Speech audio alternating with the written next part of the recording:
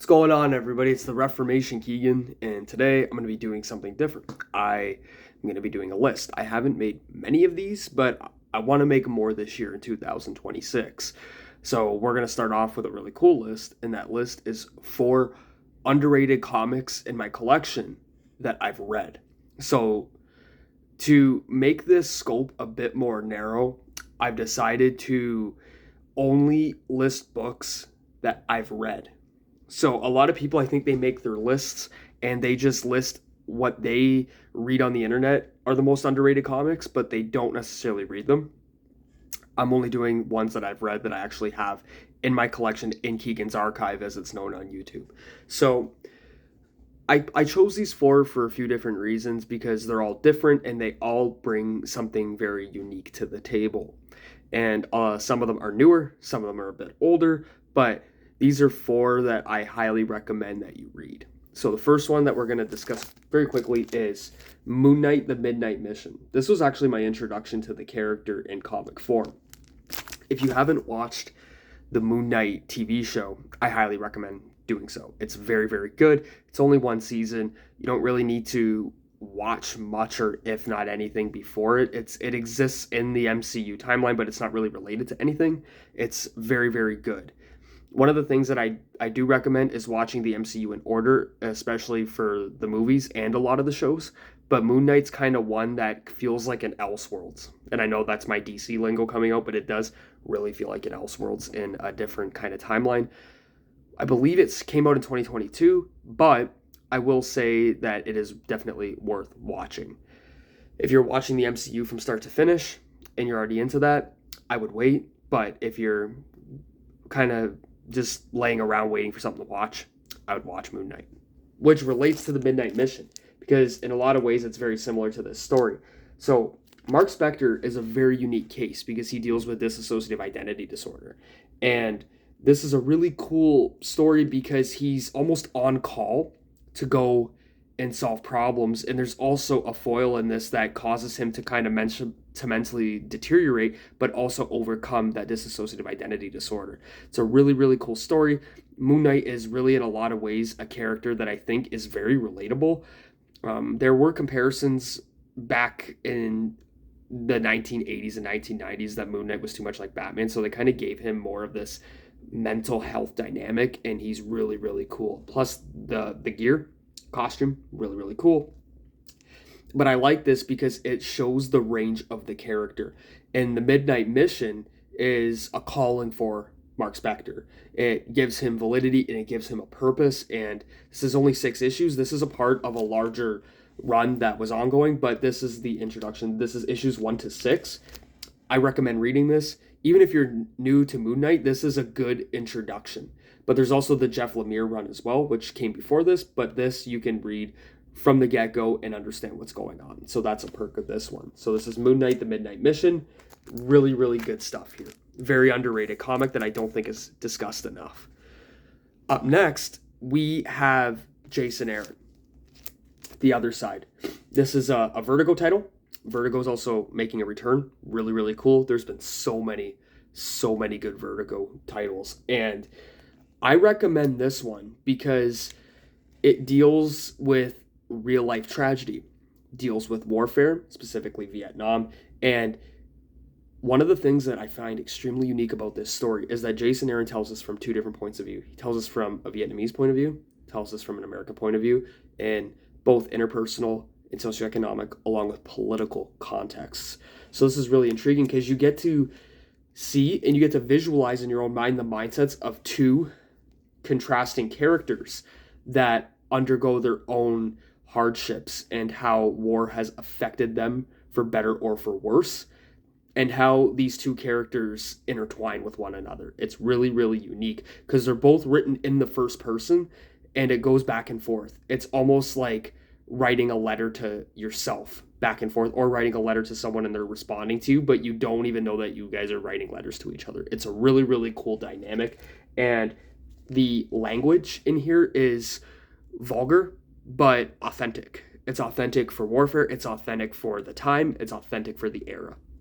I read this very quickly. Very, very short, only 5 issues.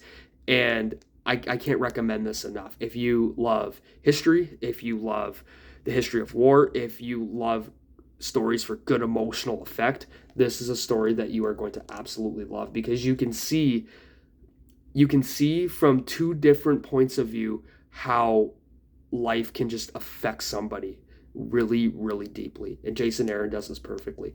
And that's why Jason Aaron's one of my favorite writers, because he is so well versed in what he's writing. He researches what he's writing, and he has this really dynamic style where he can go from writing Superman to writing Thor to writing things like The Other Side to writing the Teenage Mutant Ninja Turtles. He has such a wide range that I think a lot of comic writers should aspire to have. But that's also, to me, a given ability that not everybody has.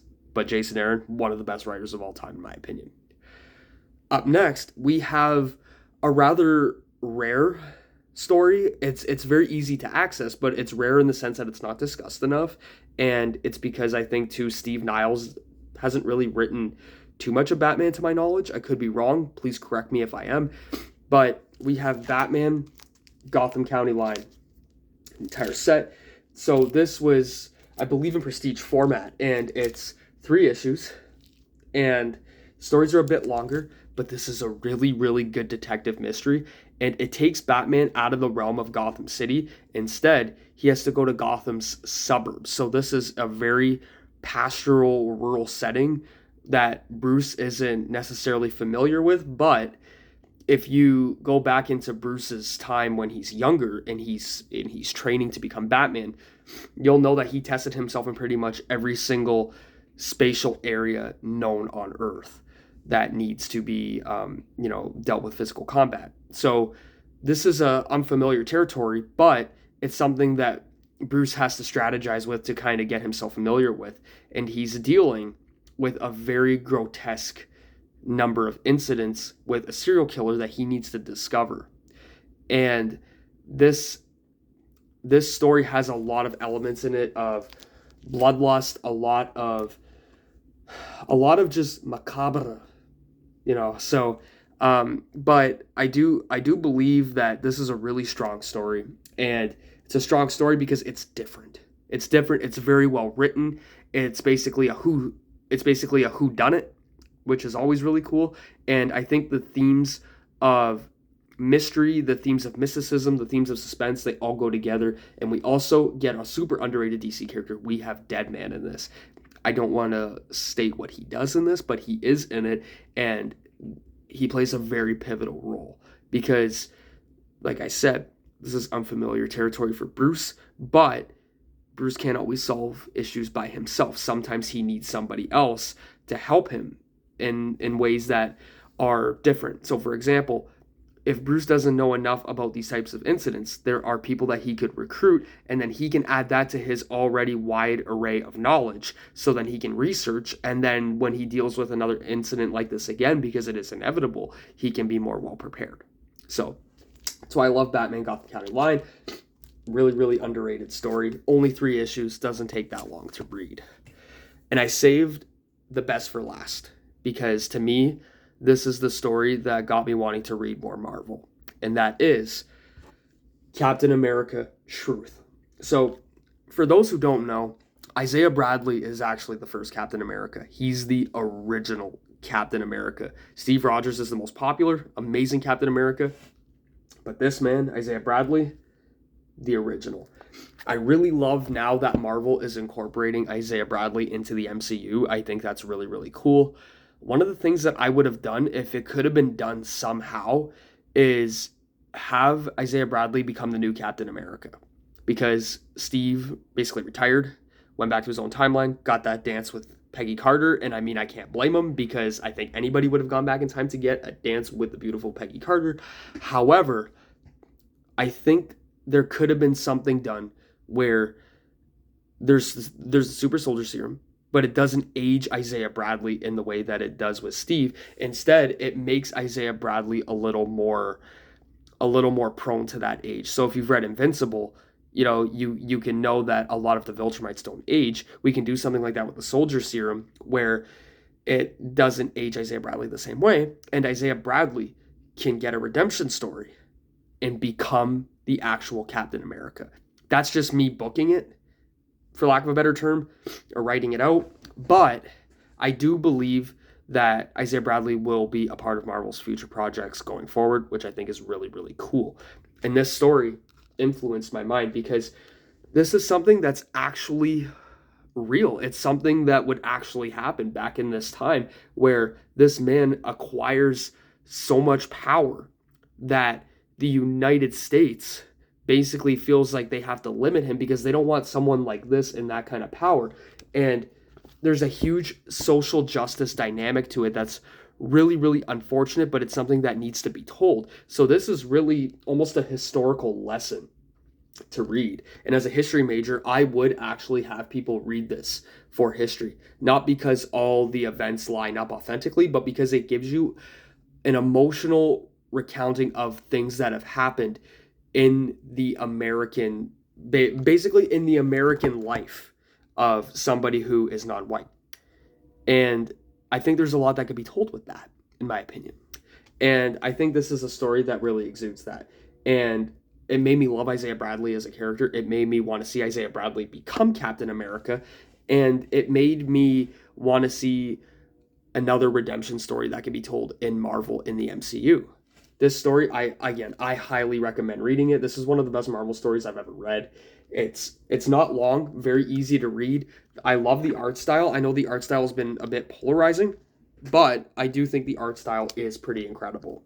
So I highly advise reading Captain America Truth. And this was recommended to me at one of my local comic shops. And I was like, you know what? I'll give this a shot, see where it goes. I read it. After the first issue, I was in love.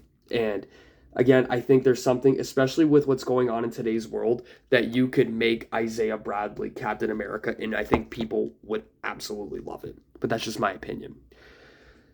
So those were 4 underrated comics that I have read in my collection that I recommend to you. Let me know what you think. If you've read any of these, let me know. Also, don't forget to like, share, comment, subscribe. I'm trying to reach 1,000 subscribers, and if I can do that by the end of 2026, I'd be very, very grateful. Don't forget to hit a like, and if you want to leave a comment, do it. If you have any suggestions for the channel, any suggestions on things you want me to do videos on, please let me know. I'm trying to get out another analysis soon, and it's going to be on Kill or Be Killed by Ed Brubaker.